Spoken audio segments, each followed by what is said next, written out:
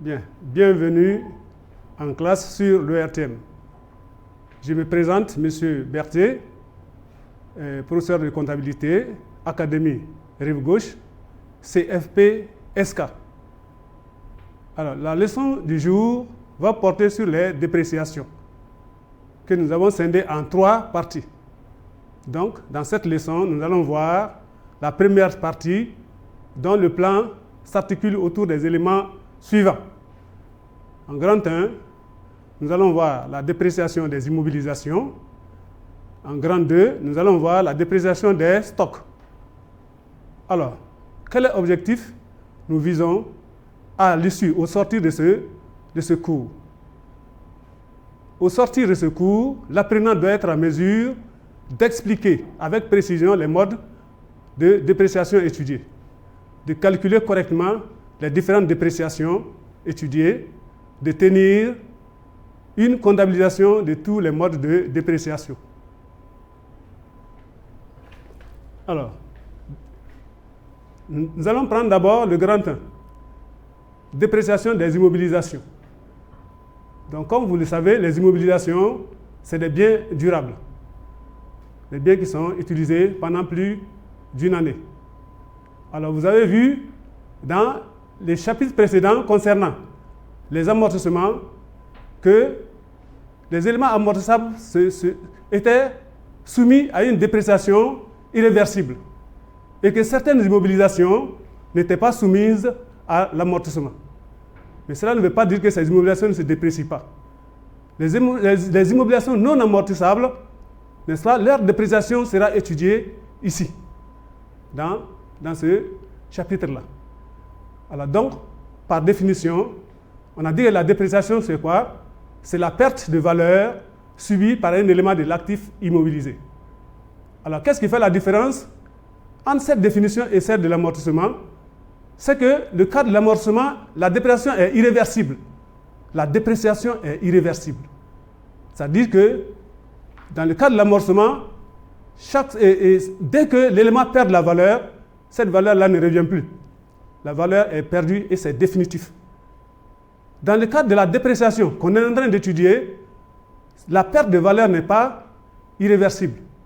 L'élément peut perdre la valeur lors de cet inventaire. L'inventaire suivant, l'élément peut regagner de la valeur. Donc, on dira que cette perte de valeur, n'est-ce pas, est probable. Alors donc, nous allons voir comment est-ce qu'on constitue cette dépréciation sur les immobilisations. Vous voyez un exemple, on dit un terrain acquis pour une valeur de 7 millions, n'est-ce pas, le 1er mars 2018, n'est-ce pas, au 31 décembre 2018, après inventaire, la valeur du terrain est de 6 500 000. Donc vous voyez, on a la valeur d'entrée du terrain, c'est 7 millions, à l'inventaire, c'est 6 500 000. Donc ça veut dire que le terrain n'a plus la même valeur. La valeur de 7 millions, la valeur est partie à 6 500 000. Donc on va dire que le terrain s'est déprécié et que la dépréciation est égale à 7 millions moins 6 500 000 qui va être égale à 500 000. Ça, c'est la valeur de la dépréciation. Alors comment est-ce qu'on va l'enregistrer? Nous allons débiter le 69,14 de 500 000 et nous allons créditer le 292 de 500 000. Voilà, donc ça c'était pour vous faire comprendre, n'est-ce pas, le phénomène. Nous allons dégager ensemble le principe. Donc pour le principe, nous allons comparer, n'est-ce pas, les deux valeurs. La valeur d'origine qu'on appelle la valeur d'entrée et la valeur actuelle, c'est-à-dire la valeur de l'immobilisation, n'est-ce pas, au jour de l'inventaire. Donc on va comparer ces deux valeurs. Nous aurons ici 3 cas de figure. Donc le premier cas de figure, c'est quoi? La valeur d'origine est supérieure à la valeur actuelle. Dans ce cas, on va dire qu'il y a une moins-value probable. Dans ce cas, il y a une dépréciation. Si l'élément a perdu de la valeur, on sait que la valeur d'origine supérieure à la valeur actuelle, donc il y a une dépréciation ici. Deuxième cas de figure, la valeur d'origine, n'est-ce pas, est égale à la valeur actuelle. Si les deux valeurs sont égales, ça veut dire tout simplement qu'il n'y a pas de dépréciation. L'élément n'a pas perdu de la valeur. Alors, troisième cas de figure, la valeur d'origine est inférieure à la valeur actuelle. Donc, vous voyez, le phénomène s'est inversé. la valeur d'origine est inférieure à la valeur actuelle, donc l'élément a gagné de la valeur, on dira qu'il y a une plus-value. Dans ce cas, il n'y a pas de dépréciation. Donc la dépréciation, n'est-ce pas, se comprend seulement avec le premier cas. Le premier cas, le cas où la valeur d'origine est supérieure à la valeur actuelle. Alors ça, c'était le principe. Alors, maintenant que le principe est connu, nous allons voir comment est-ce qu'on enregistre cette moins-value qu'on appelle la dépréciation. Donc, vous voyez ici, alors, compte débité, nous allons débiter le 69,13 si c'est une immobilisation incorporelle, le 69,14 si c'est une immobilisation corporelle. Donc, ce compte-là sera débité de la moins-value qu'on a calculée. On va prendre l'exemple des 500 000. Alors, de l'autre côté, nous allons créditer le sous-compte du compte d'immobilisation qui est le 29. Par exemple, si c'est le terrain, le numéro du terrain, c'est 22. Donc, nous allons prendre la classe et on va placer en deuxième position le 9. Et on met le reste du numéro et vous avez la dépréciation du terrain. Donc, c'est un exemple que je donne. Donc, ce compte-là sera crédité de la moins-value. Alors, ça c'est la constitution de la dépréciation. Maintenant, le réajustement. Le réajustement, ça veut dire quoi? Qu'il y a eu des années consécutives. On a 2018 et 2019. Donc, en fin 2018, on a constitué une dépréciation. Alors, à l'inventaire 2019, l'inventaire va nous demander de constituer une autre dépréciation. Donc, nous allons comparer ces deux dépréciations. Alors, donc, nous allons prendre par exemple ici le cas de notre terrain. La valeur du terrain qui était de 7 millions, n'est-ce pas, à l'achat. Au 31 décembre 2019, ce terrain vaut 6 800 000. Alors, donc, nous allons calculer la dépréciation. La dépréciation, ça va être égal à 7 millions moins 6 800 000, ce qui est égal à 200 000. Alors, on fait un petit recul. Antérieurement, au 31 décembre 2018, on avait calculé combien une dépréciation de 500 000.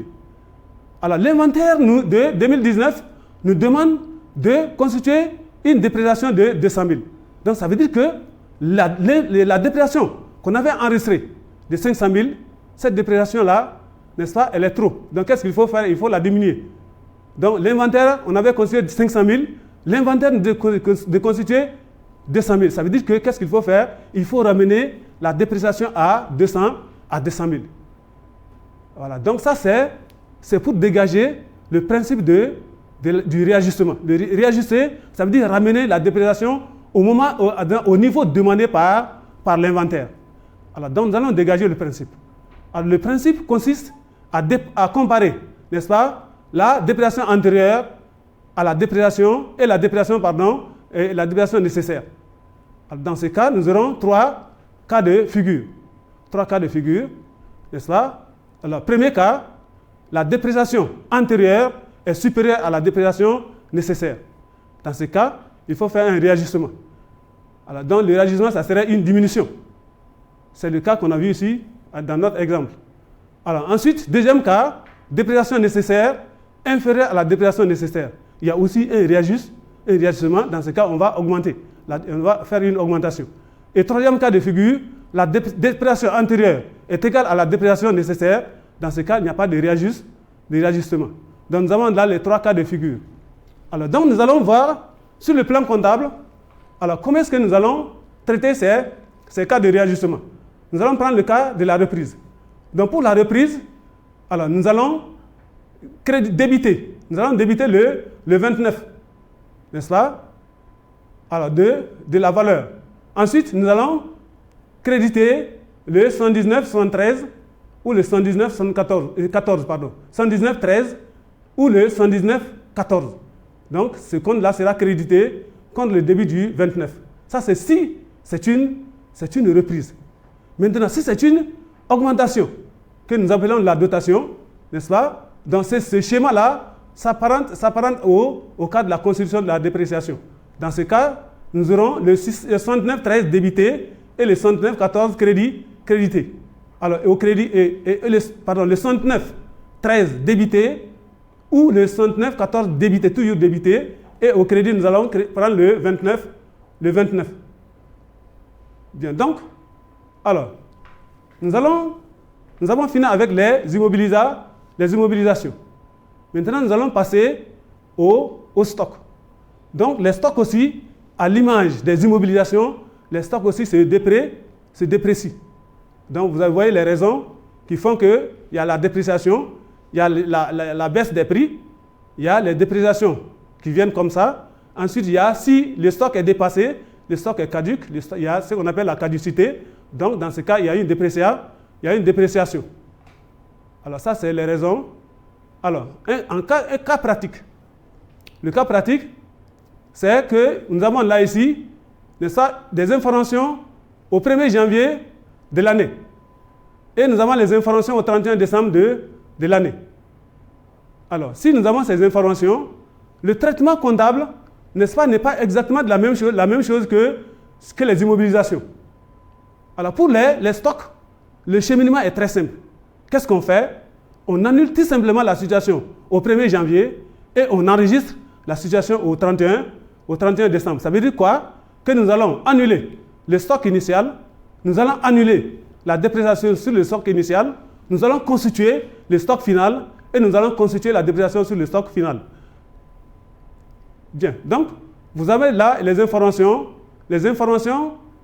qu'on a données dans notre tableau. Alors, donc, vous voyez ici, alors, les deux premiers articles, ça c'est les articles de l'annulation. Et ces articles-là annulent, n'est-ce pas, les informations sur le stock initial. Ça veut dire, vous voyez ici, le premier article annule le stock initial, n'est-ce pas? Vous voyez ici, le 632 est débité, le 736 débité, contre le 32 et le 36 crédité. Donc ça, c'est l'écriture de l'annulation du stock initial. Ensuite, deuxième article, on annule la dépréciation sur le stock initial.